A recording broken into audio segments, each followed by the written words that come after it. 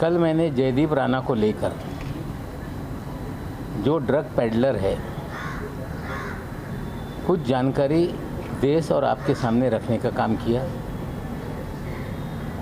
जो कि एक गाने का फाइनेंस हेड था। ये जानकारी लोगों के सामने रखी। कल से कहा जा रहा है कि मैं किसी के बीवी को इन्वॉल्व कर रहा हूँ। कुछ लोग ये शोर मचा रहे हैं कि महिलाओं तक ये पहुँच रहे हैं। पिछले लगभग 26 दिन में 2 महिलाओं के अलावा मैंने किसी की माँ, बहन, बहू, बेटी या किसी भी महिला को लेके कोई भी आरोप या उनका उल्लेख नहीं किया। दोनों महिलाओं का उल्लेख इसलिए आया कि उनसे चीज़ें जुड़ी हुई हैं, इसलिए उनका उल्लेख आया है। लेकिन जो लोग महिलाओं को लेके सवाल खड़ा कर रहे हैं, हम उनसे पूछना चाहते हैं कि क्या दूसरों की माँ, बहनें ये महिलाएं नहीं हैं? कल किरीट सोमैया ने अपने प्रेस कॉन्फ्रेंस में अजीत दादा की माँ का उल्लेख किया, उनकी बहनों का उल्लेख किया। इससे पहले संजय राउत जी की बीवी को ईडी के कार्यालय तक पहुंचाने का काम किया गया। खड़से साहब की पत्नी को ईडी के कार्यालय तक पहुंचाने का काम किया गया। किरीट सोमैया महाराष्ट्र के सम्माननीय मुख्यमंत्री की पत्नी को बार बार उनका नाम लेकर आरोप करते रहे। क्या इनकी घर की महिलाएं महिलाएं हैं और बाकी महिलाएं महिलाएं नहीं? हमें लगता है कि अस्तर जो बीजेपी गिरा रही है, हमने कोई अस्तर नहीं गिराया। ये सीधे लोगों को समझना होगा। कल मैंने जो भी आरोप लगाए, कोई आरोप हमने हवा में किसी पे नहीं लगाया। ड्रग पेडलर गाने का ये फाइनेंस हेड है, ये सवाल हमने खड़े किए थे। और कल देवेंद्र जी ने, जो महाराष्ट्र के विपक्ष के नेता हैं, उन्होंने कुछ मुझ पर आरोप लगाए और उन्होंने एक बात कही कि मैं आरोप लगाने के बाद कभी माफ़ी नहीं मांगता। उन्होंने कहा कि नवाब मलिक के दामाद के घर से गांजा बरामद हुआ। देवेंद्र जी, आपका निकटतम वानखेड़े है, पंचनामा मंगा लीजिए। नवाब मलिक के दामाद के घर से कोई भी आपत्तिजनक वस्तु बरामद नहीं हुई, उसका पंचनामा है और मैं मीडिया के साथियों को पंचनामा साझा कर दूंगा। लेकिन वानखेड़े के कहने से 14 जनवरी के दिन जब मेरे दामाद के घर पे छापामारी कथित कही गई, तब मीडिया बड़े ज़ोर और शोर से रिपोर्टिंग कर रहा था कि नवाब मलिक के दामाद के घर पे छापेमारी है और बड़े पैमाने पे ड्रग मिला। हमें लगता है मीडिया के साथियों को भी गुमराह किया गया और मैं पंचनामा दे देता हूं कि किसी भी प्रकार की रिकवरी हमारे दामाद के घर से नहीं हुई। क्या देवेंद्र जी आप माफ़ी मांगेंगे? देवेंद्र जी, आपने कहा कि चार्जशीट को कमज़ोर करने के लिए नवाब मलिक वानखेड़े पर हमला कर रहा है। आप वकील हैं, वकालत की सनद आपके पास है। आपकी जानकारी है कि नहीं मुझे पता नहीं। एनडीपीएस एक्ट में 6 महीने के भीतर चार्जशीट फाइल करनी होती है और सजलानी और समीर खान वाले मामले में ऑलरेडी चार्जशीट फाइल है। तो ये आपका आरोप कि मैं केस को कमज़ोर करने के लिए आरोप लगा रहा हूँ, क्या इसके लिए आप माफ़ी मांगेंगे? देवेंद्र जी, आपने कहा कि नवाब मलिक को इससे पहले मंत्री पद से इस्तीफा देना पड़ा। हाँ, मैंने इस्तीफा दिया था। उस पर सावंत कमीशन बैठा था, कमीशन की रिपोर्ट आई, विधानसभा में चर्चा हुई और उस विधानसभा की चर्चा में मैंने कहा कि एक बार नहीं 100 बार मैं इस्तीफा देने के लिए तैयार हूं, अगर जनता के हित में कोई इस्तीफा देना पड़े तो।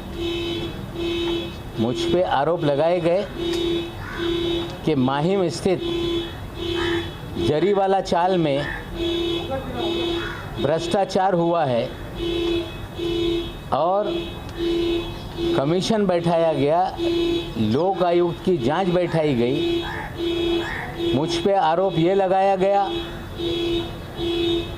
कि नवाब मलिक ने कोर्ट के ऑर्डर को डिफाई किया है, कंटेम किया है, कोर्ट के आदेश का अवहेलना की है। कोई पैसे खाने का या कोई करप्शन के चार्जेस नहीं थे, डिफाइंग ऑफ कोर्ट ऑर्डर के चार्जेस थे। जो लैंड एक्विजिशन हुआ था वो गलत तरीके से था, हमने स्टे दिया था और ये कहा जा रहा था कि हाई कोर्ट के आदेश का अवमान नवाब मलिक ने किया है। उसी कोर्ट के सामने मामला गया, कोर्ट ने उसका कॉन्ग्लिजेंस नहीं लिया। कंटेम्प्ट ऑफ कोर्ट उसी कोर्ट के सामने रखा जाता है या उससे ऊपर की कोर्ट में। किसी कमीशन को, लोक आयुक्त को यह अधिकार नहीं कि कंटेम्प्ट पर वो किसी पे आरोप मढ़े। फिर भी हमने कमीशन को झेला, कमीशन के सामने चीज़ें रखी और उसमें आचरण को लेके हर दिन लोगों को मिलना, लोगों की बातें सुनना, लोगों के लिए काम करना, ये आचरण जो है ये करप्ट है, इस तरह के चार्जेस लगे। लेकिन डिफाइंग कोर्ट ऑर्डर का ही हम पे मामला उठाया गया। हमने इस्तीफा दिया, रिपोर्ट आई और 2008 में दोबारा मंत्री हम बने। लेकिन जो जरीवाला चाल में 12 वर्सेस 250 लोगों की लड़ाई थी, वो लड़ाई सुप्रीम कोर्ट में गई और सुप्रीम कोर्ट ने कहा कि नवाब मलिक ने या उस समय के मंत्री ने जो आदेश दिए थे वो सही है, उस आदेश का पालन हो, ये सुप्रीम कोर्ट ने कहा है। और कल देवेंद्र जी ने ये कहा कि मैं दिवाली के बाद बम फोड़ूंगा, आपको इंतज़ार करने की ज़रूरत नहीं है। कहा गया कि नवाब मलिक के अंडरवर्ल्ड कनेक्शन है। 62 साल का जीवन इसी मुंबई शहर में बीता।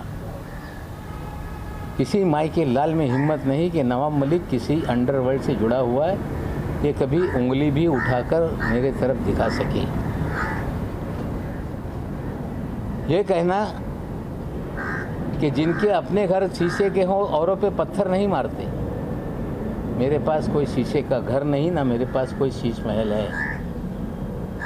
लेकिन देवेंद्र जी से सीधा मेरा सवाल है, क्या आप 5 साल तक राज्य के मुखिया थे, गृह विभाग आपके पास था और शायद पूरा महाराष्ट्र जानता है, सबसे मुखर कोई देवेंद्र जी के कामकाज पे या पिछली सरकार पे सवाल उठाता था, उसका नाम नवाब मलिक है। और देवेंद्र जी, आप शायद भूल गए कि जिस दिन आपका 1 साल का कार्यकाल पूरा हुआ था, उसी दिन एक प्रेस में मैंने कहा था कि नकली देवेंद्र कौन घूम रहा है शहर में। आपको चेताया था मैंने। आपका भाई इस शहर में होटलों में क्या कर रहा था उसकी जानकारी हमने दी थी। आप जब चेंबूर वालों के घर पे जाते थे, हमने आपको चेताया था एक बार कि यहाँ मत जाइए। हमने कभी व्यक्तिगत वेंडेटा की राजनीति नहीं की। अगर उस समय उस होटल के फुटेज अगर मैं जारी कर देता तो शायद लोग मुंह दिखाने लायक नहीं रहते। आप कह रहे हैं कि नवाब मलिक के अंडरवर्ल्ड के संबंध है। अगर इतने हमले करने के बाद भी आप खामोश रहे, हमें लगता है कि एक राज्य का मुखिया अगर उसको जानकारी मिले कि कोई व्यक्ति, नेता किसी अंडरवर्ल्ड से कनेक्टेड है तो उनकी जिम्मेदारी बनती थी कि उसी समय कार्रवाई करते और मुझ पे कार्रवाई करनी चाहिए थी। हमें लगता है कि जो सच्चाई सामने आ रही है उसको लेकर कोई हवा में तीर मार देने से मामला बंद हो जाएगा, ऐसा नहीं है।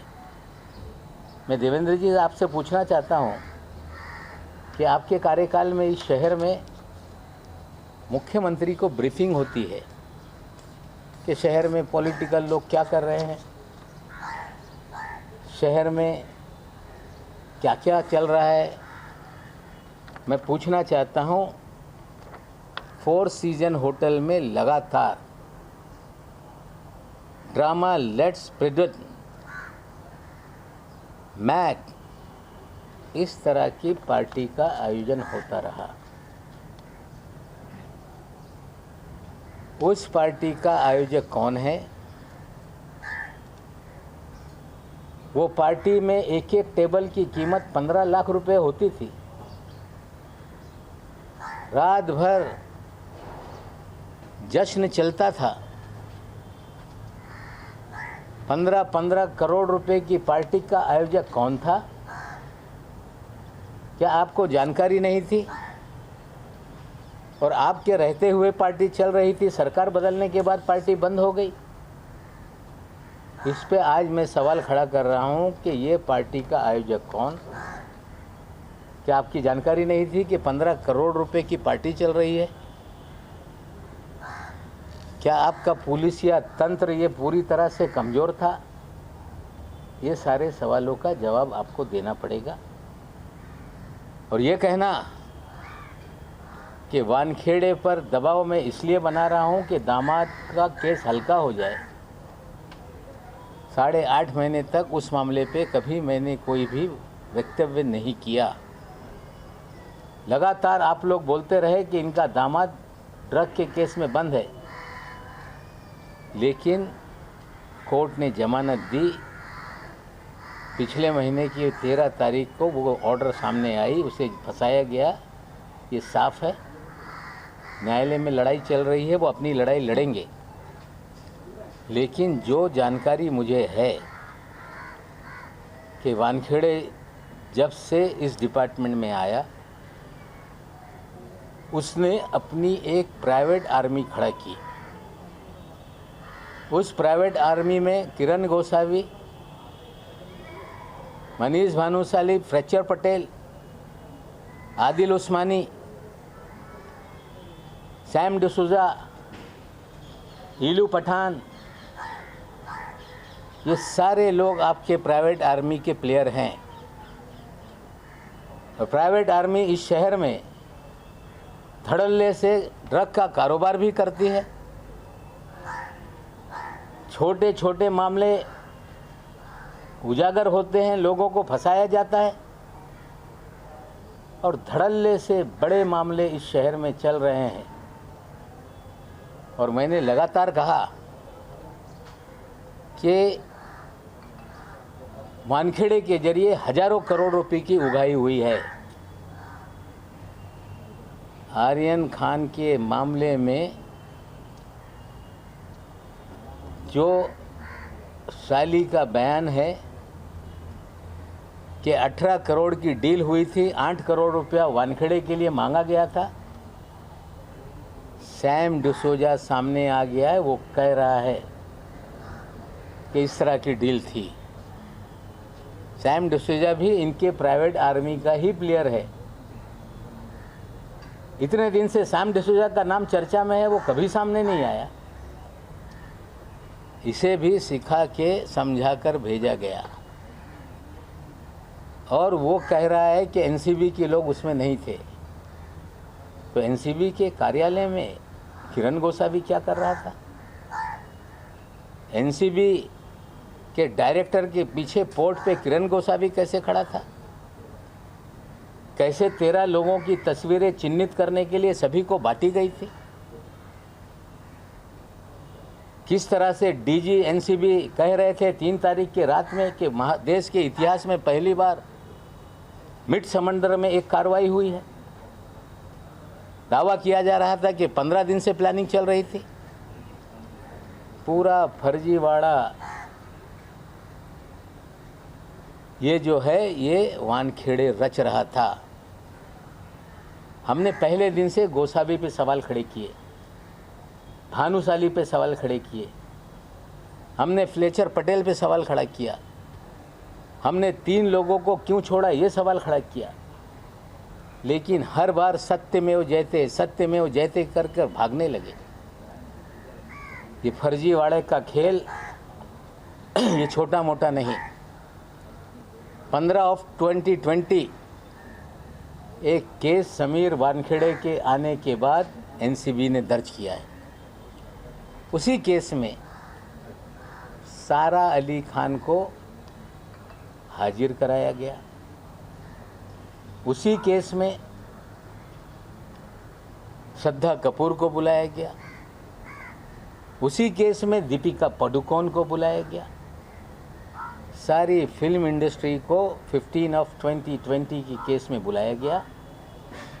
आज तक ना वो केस बंद हो रहा है, ना चार्जशीट हो रही है। ऐसा क्या है कि 14 महीने तक कोई केस बंद ही नहीं होता है। इसी केस के तहत हजारों करोड़ रुपए वसूली गए और हमने कहा कि उगाई मालदीव में हुई है। 2 तस्वीरें हमने डाली, एक दुबई की, एक मालदीव की।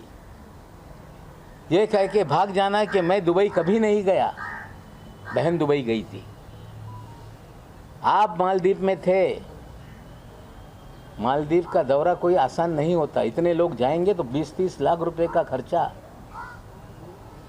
ये जांच करे एनसीबी की विजिलेंस टीम की, इसका खर्चा किस अकाउंट से किया गया।